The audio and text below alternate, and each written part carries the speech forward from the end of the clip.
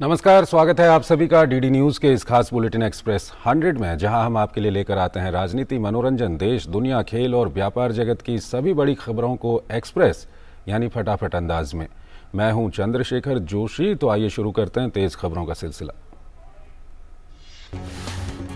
हिमाचल प्रदेश में विधानसभा चुनाव को लेकर सरगर्मियां तेज हो गई हैं। भाजपा के राष्ट्रीय अध्यक्ष जेपी नड्डा आज हिमाचल प्रदेश में कई चुनावी जनसभाएं करेंगे। जेपी नड्डा शिमला, कोटखाई और रोहडू में चुनावी प्रचार करेंगे। रक्षा मंत्री और वरिष्ठ भाजपा नेता राजनाथ सिंह हमीरपुर और बैजनाथ में चुनावी रैलियों को संबोधित करेंगे। कांग्रेस के नेताओं ने भी चुनावी प्रचार में अपनी ताकत झोंक दी है। इसके साथ ही सभी राजनीतिक दल मतदाताओं को अपने पक्ष में करने के लिए पूरी कोशिश कर रहे हैं। हिमाचल प्रदेश की 68 विधानसभा सीटों पर 12 नवंबर को मतदान होगा। वहीं 8 दिसंबर को मतों की गणना होगी। 6 राज्यों की 7 विधानसभा सीटों पर हुए उपचुनाव में भाजपा ने 4 सीटों पर जीत दर्ज कर अपना दबदबा कायम रखा है। हरियाणा में भाजपा उम्मीदवार भव्य बिश्नोई ने आदमपुर उपचुनाव में जीत दर्ज की है। उन्होंने कांग्रेस उम्मीदवार को 15,740 वोटों के अंतर से करारी शिकस्त दी। उत्तर प्रदेश की लखीमपुर खीरी की गोला गोकर्णनाथ सीट पर भारतीय जनता पार्टी के अमन गिरी ने जीत दर्ज की। बिहार में 2 सीटों पर हुए चुनाव में 1 सीट भाजपा और 1 सीट आरजेडी के खाते में गई है। महाराष्ट्र में अंधेरी ईस्ट सीट पर हुए विधानसभा उपचुनाव में शिवसेना उद्धव बालासाहेब ठाकरे की उम्मीदवार विजयी हुए। यहां पर किसी भी बड़े राजनीतिक दल ने अपने प्रत्याशी को खड़ा नहीं किया था। तेलंगाना के मुनुगोडे विधानसभा उपचुनाव में टीआरएस उम्मीदवार कुसुकुंतला प्रभाकर रेड्डी ने भाजपा के कमेटी रेड्डी राजगोपाल रेड्डी को मात देकर सीट पर कब्जा किया। ओडिशा की धामनगर विधानसभा उपचुनाव में भाजपा ने अपना कब्जा बरकरार रखा। चुनाव में भाजपा के सूर्यवंशी सूरज ने बीजू जनता दल के अवंती दास को शिकस्त दी। दिल्ली नगर निगम एमसीडी के चुनाव की अधिसूचना आज जारी होने के साथ ही नामांकन भरने की प्रक्रिया शुरू हो जाएगी। नामांकन भरने की आखिरी तारीख 14 नवंबर है। उम्मीदवार संबंधित निर्वाचन अधिकारी कार्यालय में शनिवार सहित सभी कार्य दिवसों में सुबह 11 बजे से दोपहर 3 बजे तक नामांकन दाखिल कर सकते हैं। दिल्ली नगर निगम के चुनाव के लिए 4 दिसंबर को मतदान होगा और वोटों की गिनती 7 दिसंबर को होगी। 250 वार्डों के लिए मतदान होगा। चुनाव में इलेक्ट्रॉनिक वोटिंग मशीन ईवीएम का इस्तेमाल किया जाएगा। वर्तमान में राष्ट्रीय राजधानी में 1,46,73,000 से अधिक मतदाता हैं। विदेश मंत्री डॉक्टर एस जयशंकर आज से रूस की 2 दिवसीय यात्रा पर रहेंगे। विदेश मंत्री अपनी यात्रा के दौरान रूस के विदेश मंत्री सर्गेई लावरोव से मुलाकात करेंगे। दोनों नेताओं के बीच द्विपक्षीय, क्षेत्रीय और अंतर्राष्ट्रीय घटनाक्रमों पर विचार विमर्श होगा। एस जयशंकर रूस के उप प्रधानमंत्री और व्यापार और उद्योग मंत्री डेनिस मांटरोव से भी मुलाकात करेंगे, जिसमें विभिन्न क्षेत्रों में द्विपक्षीय आर्थिक सहयोग से संबंधित मुद्दों पर चर्चा की जाएगी। विदेश राज्य मंत्री वी मुरलीधरन आज से ब्राजील की 2 दिवसीय यात्रा पर रहेंगे। वी मुरलीधरन 8 नवंबर को भारत की आजादी के 75 साल पूरा होने पर एक ब्राजील की संसद में आयोजित सत्र में भाग लेंगे। वी मुरलीधरन अपनी यात्रा के दौरान ब्राजील के उपराष्ट्रपति से भी मुलाकात करेंगे। इसके साथ ही साओ पाउलो में भारतीय समुदाय के साथ भी वार्ता करेंगे। विदेश मंत्रालय ने कहा कि वी मुरलीधरन की यात्रा से भारत और ब्राजील के बीच संबंध को मजबूती मिलेगी। केंद्रीय पर्यावरण, वन और जलवायु परिवर्तन मंत्री भूपेंद्र यादव ने मिस्र के शर्म अल शेख में हो रहे संयुक्त राष्ट्र जलवायु शिखर सम्मेलन के 27वें अधिवेशन में भारतीय मंडप का उद्घाटन किया। सम्मेलन में भारत पवेलियन में सभी देशों के प्रतिनिधियों का स्वागत करते हुए केंद्रीय मंत्री भूपेंद्र यादव ने कहा कि भारत के प्रधानमंत्री नरेंद्र मोदी ने जलवायु परिवर्तन की जटिल समस्या का सरल समाधान प्रदान किया है। भारत समस्या नहीं, समाधान का हिस्सा है। उन्होंने कहा कि भारत का मानना है कि जलवायु कार्रवाई जमीनी स्तर पर व्यक्तिगत स्तर से शुरू होती है और इसलिए लाइफस्टाइल फॉर एनवायरनमेंट की थीम के साथ इंडिया पवेलियन को डिजाइन किया गया है। जलवायु परिवर्तन की चुनौतियों से निपटने के लिए संयुक्त राष्ट्र के नेतृत्व में विभिन्न देशों का ये सम्मेलन 6 से 18 नवंबर तक होगा। केरल के कोच्चि में 15वें अर्बन मोबिलिटी इंडिया सम्मेलन और एक्सपो 2022 का समापन हो गया। समारोह के समापन समारोह में केंद्रीय आवास एवं शहरी मामलों के राज्य मंत्री कौशल किशोर ने कहा कि शहरी परिवहन क्षेत्र को आगे ले जाने के लिए नए सुझावों और विचारों की आवश्यकता है। केंद्रीय आवास एवं शहरी मामलों के राज्य मंत्री कौशल किशोर ने कहा कि शहरी परिवहन क्षेत्र को आगे ले जाने के लिए नए सुझावों और विचारों की आवश्यकता है। कोच्चि में आयोजित किए जा रहे कार्यक्रम पर संतोष व्यक्त करते हुए उन्होंने कहा कि वाटर मेट्रो और अन्य पहलों के आने से शहर सेक्टर में प्रगति करने के लिए तैयार है। दिल्ली एनसीआर में वायु की गुणवत्ता में सुधार होने के बाद दिल्ली सरकार ने ग्रेडेड रिस्पांस एक्शन प्लान यानी ग्रैप के चौथे चरण को वापस ले लिया है। ग्रैप के हटने के साथ ही दिल्ली में लगी कई पाबंदियां हट जाएंगी। लेकिन सरकार ने ग्रैप का 1 से लेकर 3 स्टेज अभी दिल्ली में लागू रखने का निर्णय लिया है। वायु गुणवत्ता में भारी गिरावट आने के बाद ग्रैप 4 को लागू किया गया था। 3 नवंबर को ग्रैप पर सब कमेटी के तत्काल प्रभाव से ये हटा दिया गया था। दिल्ली वायु प्रबंधन आयोग की बैठक में यह फैसला लिया गया। ग्रैप का चौथा चरण लागू होने के बाद कंस्ट्रक्शन और कूड़ा जलाने, बाहर खुले में कंस्ट्रक्शन संबंधी सामग्री रखने, BS6 के इंजन नहीं होने पर 4 पहिया के वाहन पर पाबंदी जैसे कई बंदिशें हट जाएंगी। उच्चतम न्यायालय नौकरियों और शिक्षा में आर्थिक रूप से कमजोर वर्गों को 10% आरक्षण की वैधता को चुनौती देने वाली जनहित याचिकाओं पर आज अपना फैसला सुनाएगा। मुख्य न्यायाधीश ललित की अध्यक्षता वाली 5 न्यायाधीशों की संविधान पीठ ने आरक्षण पर सवाल उठाने वाली याचिकाओं पर 7 दिन की लंबी सुनवाई के बाद 27 सितंबर को अपना फैसला सुरक्षित रख लिया था। शीर्ष अदालत के समक्ष सुनवाई के दौरान तत्कालीन अटॉर्नी जनरल के वेणुगोपाल और सॉलिसिटर जनरल तुषार मेहता ने सरकार का पक्ष रखते हुए EWS आरक्षण के प्रावधान का समर्थन किया था।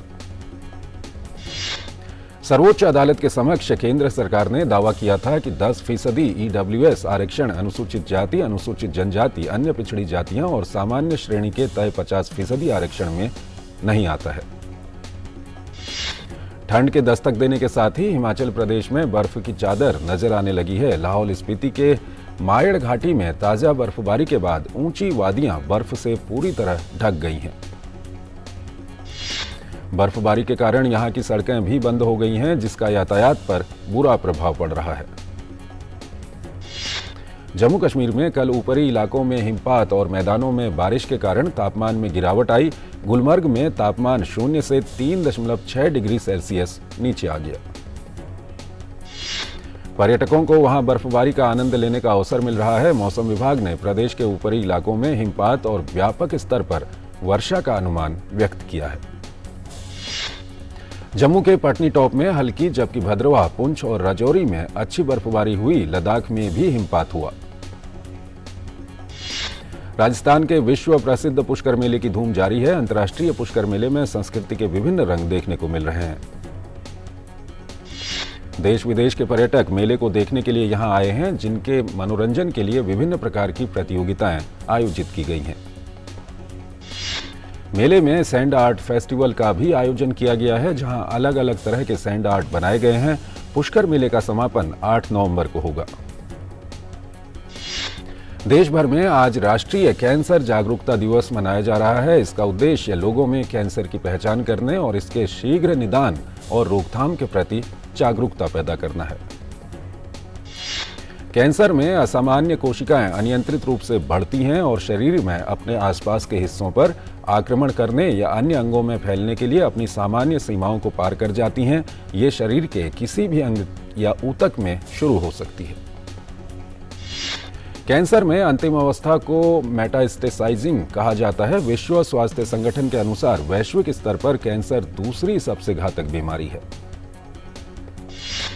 देश में चीनी की मूल्य स्थिरता और चीनी मिलों की वित्तीय स्थिति को संतुलित करने के एक अन्य उपाय के रूप में गन्ना उत्पादन के आरंभिक आकलनों के आधार पर भारत सरकार ने चीनी सीजन 2022-23 के दौरान 60 LMT तक चीनी के निर्यात की अनुमति दी है। रूस अक्टूबर में सऊदी अरब और इराक जैसे परंपरागत विक्रेताओं को पछाड़कर भारत का शीर्ष तेल आपूर्तिकर्ता बन गया है। कच्चे तेल की आपूर्ति पर नजर रखने वाली वोटेक्स के आंकड़ों से ये जानकारी मिली है। बीते वित्त वर्ष के दौरान भारत द्वारा आयात किए गए सभी तेल में रूस के तेल का सिर्फ 0.2% हिस्सा था। ये अब भारत के कुल कच्चे तेल के आयात का 22% हो गया है, जो इराक के 20.5% और सऊदी अरब के 16% से अधिक है। इलेक्ट्रॉनिक्स एवं सूचना प्रौद्योगिकी राज्य मंत्री राजीव चंद्रशेखर ने कहा, प्रस्तावित डिजिटल इंडिया अधिनियम पर काफी काम किया जा चुका है और भारत के लिए इस दशक को प्रौद्योगिकी दशक टिकट बनाने के लक्ष्य को समर्थन देने के लिए मसौदा विधायी रूपरेखा 2023 की शुरुआत में आने की उम्मीद है। भारतीय रिजर्व बैंक आरबीआई बहुपक्षीय संस्थाओं व अन्य हिस्सेदारों के साथ व्यापक विमर्श के बाद अब सरकार अपने 16,000 करोड़ रुपए का पहला ग्रीन बॉन्ड जारी करने की रूपरेखा के साथ तैयार है। विश्व में व्याप्त घोर निराशा के वातावरण के बीच भारत आशा जगाने वाला एक स्थान है। वाणिज्य एवं उद्योग मंत्री पीयूष गोयल मुंबई में अहिंसा विश्व भारती का राष्ट्रीय सम्मेलन संबोधित कर रहे थे और उन्होंने ये बात कही। केंद्रीय उपभोक्ता संरक्षण प्राधिकरण ने अनिवार्य BIS मानकों के उल्लंघन के मामले में घरेलू प्रेशर कुकर बेचने पर क्लाउड टेल के विरुद्ध आदेश पारित किया। एक छोटा सा ब्रेक लेते हैं यहां पर। स्वागत है आपका ब्रेक के बाद और आइए अब खबरों के सिलसिले को और आगे बढ़ाते हैं। CCPA ने क्लाउड टेल को उपभोक्ताओं को बेचे गए ऐसे 1033 प्रेशर कुकरों को वापस लेने और उनकी कीमतों की प्रतिपूर्ति करने और 45 दिनों में अनुपालन रिपोर्ट जमा करने का निर्देश दिया। क्लाउड टेल को QCO के उल्लंघन और उपभोक्ताओं के अधिकारों का अतिक्रमण करने वाले प्रेशर कुकर की बिक्री के लिए 1 लाख रुपये का आर्थिक दंड देने का भी निर्देश दिया गया। अगले हफ्ते 4 कंपनियों के आरंभिक सार्वजनिक निर्गम IPO प्राथमिक बाजार में आने वाले हैं, जिनसे सामूहिक रूप से 5,000 करोड़ रुपये जुटाने की योजना है। IPO लाने वाली कंपनियों में आर्चियन केमिकल इंडस्ट्रीज और 5 स्टार बिजनेस फाइनेंस शामिल हैं। इनके अलावा केंज टेक्नोलॉजी इंडिया और आइनॉक्स ग्रीन एनर्जी सर्विसेज का भी IPO आने वाला है। इंडियन ओवरसीज बैंक का चालू वित्त वर्ष की दूसरी तिमाही में शुद्ध लाभ 33.2% बढ़कर 501 करोड़ रुपए रहा है। पिछले वर्ष की समान तिमाही में उसे 376 करोड़ रुपए का लाभ हुआ था।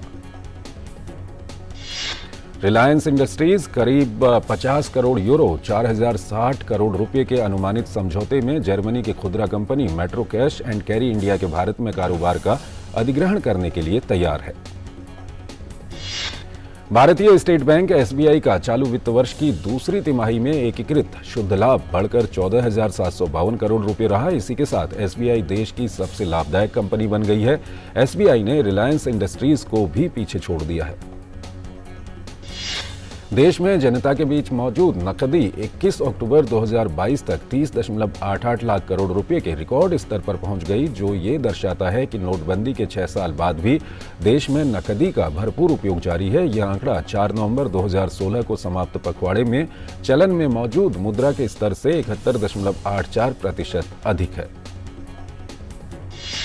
लंदन में आज से आयोजित होने जा रहे 3 दिवसीय वर्ल्ड ट्रेवल मार्केट में भारत शामिल होगा और पर्यटन के लिए देश को पसंदीदा स्थल बताएगा। इस वर्ष इस प्रदर्शनी की थीम यात्रा का भविष्य शुरू हुआ है। श्रीलंका के राष्ट्रपति रानिल विक्रमसिंघे ने प्रत्यक्ष विदेशी निवेश FDI को आकर्षित करने के लिए देश के सेवा क्षेत्र को उदार बनाने की जरूरत पर जोर दिया है। यूक्रेन के पूर्वी डोनियास्क क्षेत्र में भारी लड़ाई जारी है। वहीं यूक्रेनी राष्ट्रपति वोलोदिमीर ज़ेलेंस्की ने दावा किया कि उनकी सेना पूर्वी डोनियास्क क्षेत्र में रूसी सेना को भारी नुकसान पहुंचा रही है।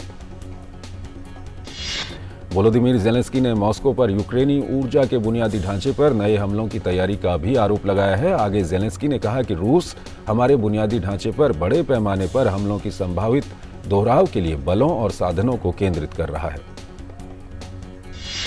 यूक्रेन में बेरोकटोक युद्ध के बीच अमेरिका के राष्ट्रीय सुरक्षा सलाहकार जैक सुलिवन ने रूसी राष्ट्रपति व्लादिमीर पुतिन के शीर्ष सहयोगियों के साथ अघोषित बातचीत की। सुलिवन ने मॉस्को को परमाणु या अन्य हथियारों का उपयोग करने के खिलाफ चेतावनी दी। यूक्रेन के साथ चल रहे युद्ध में राष्ट्रीय सुरक्षा सलाहकार सुलीवन ने कहा, पुतिन के विदेश नीति सलाहकार यूरी उशाकोव के संपर्क में वो हैं। सुलीवन ने रूसी सरकार में अपने प्रत्यक्ष समकक्ष निकोलाई पेत्रुशेव से भी बात की है। अधिकारियों ने बताया कि वार्ता का उद्देश्य वृद्धि के जोखिम से बचाव और संचार चैनलों को खुला रखना है, न कि यूक्रेन में युद्ध के समाधान पर चर्चा करना। हालांकि व्हाइट हाउस ने मार्च के बाद से सुलीवन और किसी वरिष्ठ रूसी अधिकारी के बीच किसी भी कॉल को सार्वजनिक रूप से स्वीकार नहीं किया है। ब्राजील के राष्ट्रपति चुनाव में राष्ट्रपति जैर बोल्सोनारो की हार के बाद से उनके समर्थक भड़के हुए हैं। वामपंथी नेता लूला डी सिल्वा की जीत के कुछ हफ्तों के बाद बोल्सोनारो के हजारों समर्थक सड़क पर उतर आए। समर्थकों ने देश की सेना से मौजूदा संकट में हस्तक्षेप करने की मांग की, साथ ही चुनाव के परिणामों को भी खारिज कर दिया। समर्थकों ने अपने विरोध प्रदर्शन के दौरान ब्राजील का झंडा लहराया और नारे भी लगाए। वहीं दूसरी ओर ब्राजील के नए राष्ट्रपति चुने गए लूला डी सिल्वा के समर्थकों ने रियो डी जेनेरियो में कोपाकबाना तट पर उनकी जीत का जश्न मनाया। पूर्वी अफ्रीका के देश तंजानिया में प्रिसीजन एयरलाइन का एक यात्री विमान बुकोबा के पास विक्टोरिया झील में क्रैश हो गया। विमान सीधा झील में जा गिरा। हादसे में अब तक 19 लोगों की मौत हो गई है, 2 यात्री लापता हो गए, जबकि एयरलाइन ने बताया कि अभी तक 24 बचे लोगों को बचा लिया गया है। पुलिस कमांडर ने कहा कि खराब मौसम के कारण विमान एक झील में क्रैश हुआ। हादसे में कई लोगों को बचाने में कामयाब रहे, लेकिन बचाव कार्य अभी भी जारी है। ब्रिटेन के प्रधानमंत्री ऋषि सुनक जलवायु शिखर सम्मेलन COP27 में शामिल होने के लिए मिस्र पहुंच गए हैं। इस सम्मेलन में अपने भाषण के दौरान वो विश्व नेताओं का आह्वान करेंगे कि वो ग्लोबल वार्मिंग से निपटने के लिए किए गए पिछले साल जलवायु शिखर सम्मेलन में किए वादों को पूरा करें। पिछले महीने प्रधानमंत्री बने सुनक ने पहले कहा था कि वो ब्रिटेन में आर्थिक संकट और अन्य घरेलू मुद्दों पर ध्यान केंद्रित करने में व्यस्त हैं। इस कारण वो जलवायु शिखर सम्मेलन में भाग नहीं लेंगे, लेकिन बाद में उन्होंने अपना फैसला बदल लिया और अब वो 100 से अधिक नेताओं के साथ इस कार्यक्रम में हिस्सा लेंगे। ईरान में हिजाब के विवाद को लेकर विरोध प्रदर्शन जारी है। हिजाब पहनने को लेकर महसा अमीनी की हत्या के विरोध में चल रहे आंदोलन को 7 सप्ताह पूरे हो चुके हैं। प्रदर्शनकारियों ने विश्वविद्यालयों में भी विरोध शुरू कर दिया है। कुर्दिस्तान प्रांत में विरोध प्रदर्शन के दौरान सुरक्षा बलों ने प्रदर्शनकारियों पर गोलियां चलाईं, जिसमें 35 लोग घायल हो गए। वहीं ईरान छात्र संघ ने कहा कि विश्वविद्यालय के 40 से अधिक छात्रों को पुलिस ने गिरफ्तार किया है। उत्तर कोरिया ने दक्षिण Korea US vigilant storm drills को खुले उकसावे के रूप में करार देते हुए रेजोल्यूट रिस्पॉन्स का संकल्प लिया है। उत्तर कोरिया ने पिछले सप्ताह एक ICBM सहित कई मिसाइलों का परीक्षण किया था। भारत ने ICC T20 विश्व कप के अंतिम ग्रुप मुकाबले में जिम्बाब्वे को 71 रन से हरा दिया। इस जीत के साथ ही भारतीय टीम ग्रुप 2 में शीर्ष पर रहते हुए सेमीफाइनल में पहुंच गई। इस मुकाबले में भारतीय टीम ने टॉस जीतकर पहले बल्लेबाजी करते हुए निर्धारित 20 ओवर में 5 विकेट पर 186 रन बनाए। लक्ष्य के जवाब में जिम्बाब्वे की पूरी टीम 17 ओवर 2 गेंदों में 115 रन बनाकर पवेलियन लौट गई। जिम्बाब्वे के लिए रयान बर्ल ने सबसे अधिक 35 रन का योगदान दिया। वहीं सिकंदर रजा ने 34 रन की पारी खेली। भारत की तरफ आर अश्विन ने सबसे अधिक 3 विकेट लिए। वहीं मोहम्मद शमी और हार्दिक पांड्या ने 2-2 विकेट लिए। भारत की तरफ से हार्दिक पांड्या और सूर्य कुमार यादव ने अंतिम के ओवरों में तेजी से रन बनाते हुए आखिरी 5 ओवर में 79 रन जोड़े। हार्दिक 18 रन बनाकर आउट हुए। सूर्य कुमार यादव ने 25 गेंद पर नाबाद 61 रन की पारी खेली। जिम्बाब्वे के खिलाफ मैच के दौरान सूर्य कुमार यादव ने एक उपलब्धि हासिल कर ली है। सूर्य कुमार यादव भारत की तरफ से T20 इंटरनेशनल क्रिकेट में एक वर्ष में 1000 रन बनाने वाले पहले बल्लेबाज बन गए हैं। विश्व क्रिकेट की बात करें तो एक वर्ष में सूर्य कुमार यादव 1000 रन बनाने वाले दूसरे बल्लेबाज बन गए हैं। उनसे पहले ये कमाल साल 2021 में पाकिस्तान क्रिकेट टीम के ओपनर बल्लेबाज मोहम्मद रिजवान ने किया था। जिम्बाब्वे के खिलाफ मैच में अश्विन ने 3 विकेट लेकर टीम इंडिया को आसान जीत दिलाई। इसके साथ ही वो T20 विश्व कप के इतिहास में 30 विकेट लेने वाले पहले भारतीय गेंदबाज बन गए। T20 विश्व कप में सेमीफाइनल की चारों टीमें तय हो चुकी हैं। पहले ग्रुप से न्यूजीलैंड और इंग्लैंड की टीम सेमीफाइनल में पहुंची है। वहीं दूसरे ग्रुप से भारत और पाकिस्तान ने सेमीफाइनल में जगह बनाई है। टूर्नामेंट का पहला सेमीफाइनल 9 नवंबर न्यूजीलैंड और पाकिस्तान के बीच होगा। वहीं दूसरा सेमीफाइनल मुकाबला 10 नवंबर को भारत और इंग्लैंड के बीच खेला जाएगा। पैरा बैडमिंटन विश्व चैंपियनशिप में भारत ने 2 स्वर्ण, 2 रजत और 12 कांस्य पदक सहित कुल 16 पदकों के साथ अपने अभियान का अंत किया। रविवार को Tokyo Paralympic champion Pramod Bhagat और उभरती हुई खिलाड़ी मनीषा रामदास ने स्वर्ण पदक के साथ अपने अभियान को समाप्त किया। भारतीय पुरुष मुक्केबाज हुसामुद्दीन ने जॉर्डन के अम्मान शहर में चल रहे एशियन बॉक्सिंग चैंपियनशिप के सेमीफाइनल में जगह बना ली है। इसके साथ ही इस प्रतियोगिता में भारत ने 6वां पदक भी पक्का कर लिया है। बेल्जियम और नीदरलैंड को 2026 पुरुष और महिला हॉकी वर्ल्ड कप की मेजबानी संयुक्त रूप से मिली है। FIH ने शुक्रवार को इसकी जानकारी देते हुए कहा है कि दोनों देश मिलकर इन दोनों टूर्नामेंट्स का आयोजन करेंगे। डेनमार्क के होल्गर रूने ने पेरिस मास्टर्स के पुरुष एकल का खिताब अपने नाम कर लिया है। 19 वर्षीय युवा खिलाड़ी ने टेनिस स्टार सर्बिया के नोवाक जोकोविच को हराकर इस खिताब को अपने नाम किया। प्रीमियर लीग में आर्सेनल ने अपनी जीत के शानदार फॉर्म को जारी रखते हुए चेल्सी को 1-0 से हरा दिया। इस जीत के साथ ही आर्सेनल ने प्रीमियर लीग के अंक तालिका में शीर्ष स्थान हासिल कर लिया है। एक रोमांचक टीजर के बाद जिसने सभी को अपनी ओर आकर्षित कर लिया, भेड़िया के निर्माताओं ने अब तमिल गीत एन्नाकाई पिराथवल्ले निया का ऑडियो लॉन्च कर दिया है। मशहूर सिंगर पलक मुछाल और संगीतकार मिथुन शादी के बंधन में बंध गए हैं। दोनों ने निजी समारोह में करीबी लोगों के बीच 7 फेरे लिए। क्रैश एक्ट्रेस अदिति शर्मा और शौर्य और अनोखी की कहानी फेम करणवीर शर्मा को नए शो रब से है दुआ के लिए साइन किया गया है। निर्देशक शशांक राय की आगामी राजनीतिक revenge thriller web series country mafia 18 नवंबर से स्ट्रीमिंग शुरू होगी। इसके निर्माताओं ने अब ये घोषणा की है। अभिनेत्री कैटरीना कैफ, सिद्धांत चतुर्वेदी और ईशान खट्टर की हालिया हॉरर कॉमेडी फोन भूत ने रिलीज के पहले दिन 2 करोड़ 5 लाख रुपए की कमाई की है। फिल्म निर्माता अभिनेता ऋषभ शेट्टी और उनकी प्रमुख महिला सप्तमी गौड़ा राष्ट्रीय राजधानी में हैं और उन्होंने इंडिया गेट पर अपनी मेगा ब्लॉकबस्टर कांतारा का प्रचार किया। प्रख्यात लेखक कल्कि के साहित्यिक क्लासिक पर आधारित निर्देशक मणिरत्नम की मैग्नम ऑपस पोन्नियिन सेल्वन 1 के निर्माताओं ने घोषणा की है कि उन्होंने लेखक कल्कि के ट्रस्ट को 1 करोड़ रुपए का चेक दिया है। साउथ फिल्म इंडस्ट्री के 2 दिग्गज कलाकार लंबे अरसे के बाद एक साथ काम करने जा रहे हैं। हम बात कर रहे हैं तमिल सुपरस्टार कमल हासन और मशहूर डायरेक्टर मणिरत्नम की। दोनों एक साथ 35 साल बाद किसी प्रोजेक्ट पर काम करने जा रहे हैं। पॉप आइकन कहे जाने वाले सिंगर और रैपर आरोन कार्टर का संदिग्ध हालात में 34 साल की उम्र में निधन हो गया। आरोन का शव उनके ही घर में मिला। टोनी और ऑस्कर नॉमिनेटेड लेखक, निर्देशक और कलाकार डगलस मैकग्रा का 64 वर्ष की आयु में निधन हो गया। डगलस मैकग्रा की आत्मकथात्मक एवरीथिंग इज फाइन की प्रोडक्शन कंपनी ने इस बात की जानकारी दी कि अचानक निर्देशक का निधन हो गया।